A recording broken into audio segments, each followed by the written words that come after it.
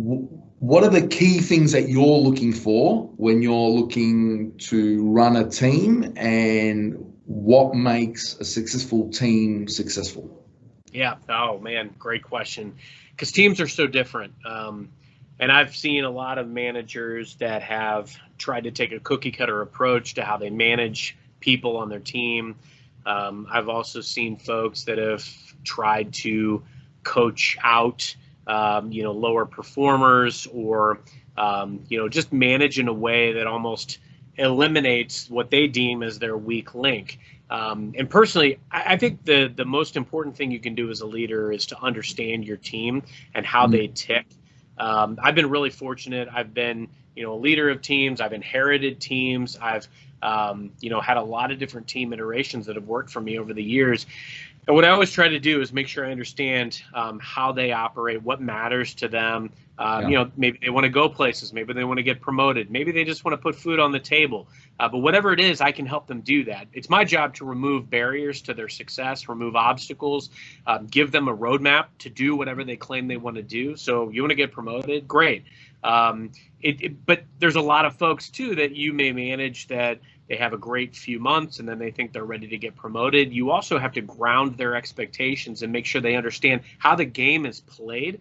Because I think there's a value in having real polish and discipline and how you conduct yourself in the business sense. So understand your people, understand what makes them tick, remove barriers, empower them to be successful, and really truly work with them and make sure that they understand that they're part of the solution and the way forward, and be transparent.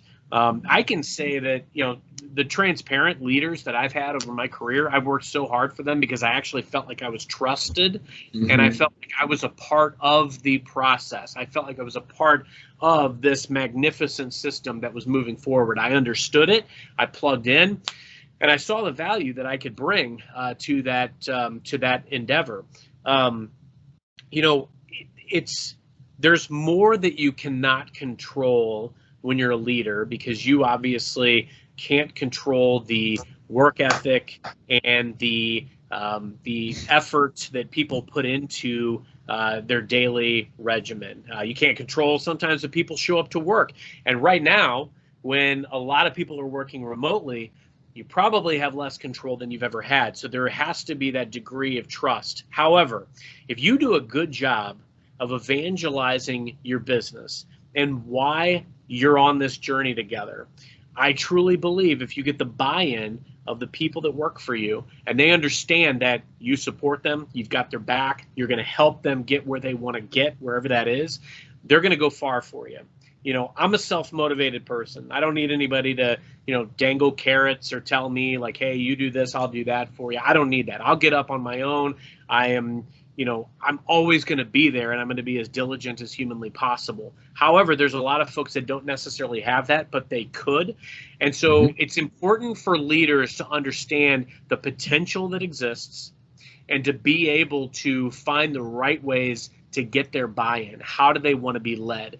Probably one of my favorite stories ever as a manager was there was a team that years ago, it was going to be shut down. And it was a team that called on existing customers and, basically went through their service offerings, what they had, and then attempted to upsell. And this team was going to be shut down. They were doing about 70% to goal every month. Well, before they were shut down, I said, hey, I'll take this team. Let me see what I can do with them. And, I went in and frankly, a lot of times when you get a new boss, one of the first things you think is, man, here's the new person. They're going to come in, they're going to change everything, and they're going to, bark orders. I did nothing of the sort. I sat with every one of these reps. I understood their process, the way they saw it. I asked them, what are best practices? How can we turn this ship around? I asked them what's not working. And I sat them all in a room after I had sat with them for almost a month and basically just said, hey, this is what we're going to collectively work through what changes are going to transpire. And so for the better part of that first month, we really formulated what's the right strategy going forward. And we collectively made the decisions of what was going to change. The first month, we hit 140% to goal after we made those changes. And so obviously that team still exists to this day, and that was a decade ago. So I think what that illustrates is how important it is for everybody to be along for the ride. I'm not better than or above anyone else. It's my job to make sure that I orchestrate and put into harmony all of the different skills and personalities that are on my team, that I understand what's your superpower, what's my superpower, what's his, hers. Let's figure out how we make these work together. How do we share best practices collectively? And, you know, I got to tell you, Sasha, I've had teams of 5, 10, 40 people that worked around over the years, and every one of them has been vastly successful because of the people, but also that willingness and the ability and the desire to really truly work together, understand each other, what motivates each other, and just be transparent and be people. And sometimes, don't get me wrong, sometimes it doesn't work. Somebody isn't a fit, and we've got to make sure that they find their calling is not this role. With you. But it never surprises them, and it's always a conversation that we can have because we respect and trust each other.